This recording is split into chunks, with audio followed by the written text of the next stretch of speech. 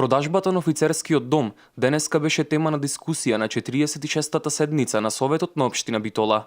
Советниците од опозицијата истакнаа дека офицерскиот дом е културно-историски објект од големо значење за градот и сметаат дека истиот не треба да биде продаден на правно или физичко лице, туку да остане во сопственост на Република Македонија.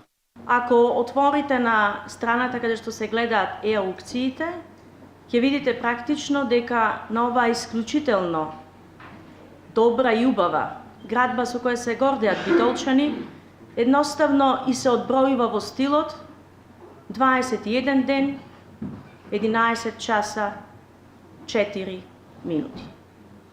Така од прилика битолчани ќе видат како се ситни времето со кое што оваа власт доаѓа до моментот кога сака да го продади бисерот на Битола, кога сака да го продади офицерскиот дом, каде што се кријат многу спомени на битолчани. Председателката на Советот истакна дека офицерскиот дом, според деталниот урбанистички план, е објект кој е ставен под заштита од прв степен и потенцијалниот купувач нема да може да гради по своја желба.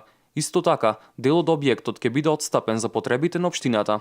Објектот офицерски дом не може да се менува бидејќи под највисок степен на заштита. Би се реновирал и евентуалниот ние уште постапката не е ни почната, веќе претпоставки што би се случувало. Доколку се најде некој кој ќе го реконструира, првиот спрат ќе биде на општина Битола и се има идеја да таму е матичното одделение.